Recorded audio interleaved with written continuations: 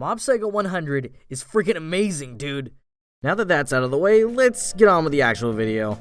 It's not that often that a second season really lives up to the first one. I mean, trust me, there are cases where they do. Clannad Afterstory is leagues ahead of the first season, but in most cases, whether it be Attack on Titan, Overlord, or even the upcoming season of One Punch Man, which, ouch, most second seasons fail to really achieve much. So then, why is it that as I continue watching Season 2 of Mob Psycho 100, I feel more and more like the first season was just goofing around, like it can't even compare to Season 2? I mean, I love Season 1, so what's the deal here? Well, I think a lot of this has to do with how this season took what worked about the first season and ran in a different direction that works for the kind of show it is. What do I mean by this? Well, sit tight because we're going to talk about why Mob Psycho Season 2 works. A lot of what made Mob's first season work was the dynamic between Mob and Reagan, and how the two of them built off each other to not only make some hilarious jokes, but also to make the few moments of drama feel much more heartfelt.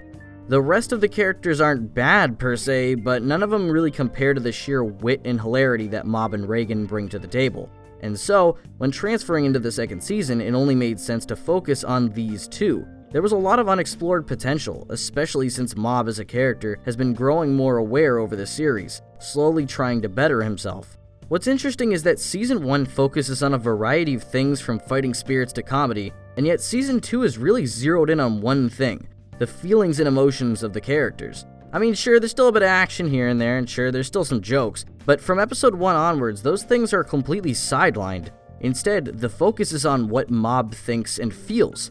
How does Mob approach a situation where he genuinely cares about someone despite being in a relationship that was instigated due to a dare? How does he deal with a problem that needs solving despite the fact that either action he takes isn't ideal for one reason or another? In the past season, Mob had a lot of decisions essentially made for him, but here Mob is forced out of his comfort zone. He needs to decide for himself what the best action is, even if said action isn't just black and white good or bad. Heck, he even at one point goes against what his master Reagan says. Mob evolves emotionally so much throughout the season that he's able to go against the person he had previously seen as infallible.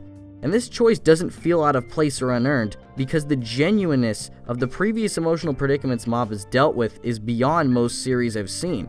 There's no cheese and no lazy messages. The problems he faces feel real, and his reactions feel human.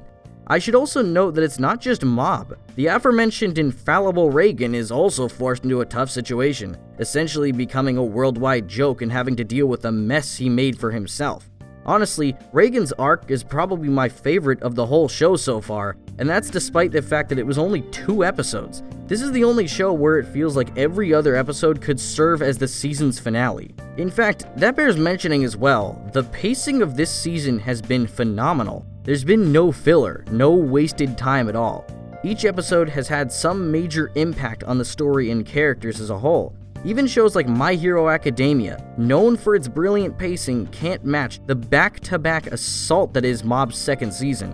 This show has accomplished more in 8 episodes than some 24-episode shows could even hope for, and considering how fire episode 8 was, I don't think its pace is breaking anytime soon. Seriously, that episode was pretty lit, you should check it out.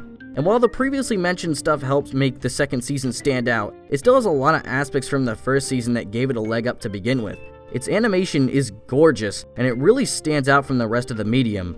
The few action scenes we've gotten are flipping gorgeous. The soundtrack is still as good as ever, and the opening is an absolute banger. The comedy is still great, and Mob is still an amazing main character, but most of all, Reagan is still the greatest thing anime has ever given us. Seriously, he's my favorite thing about the show. I'd literally watch a whole show just about him. I love him unconditionally.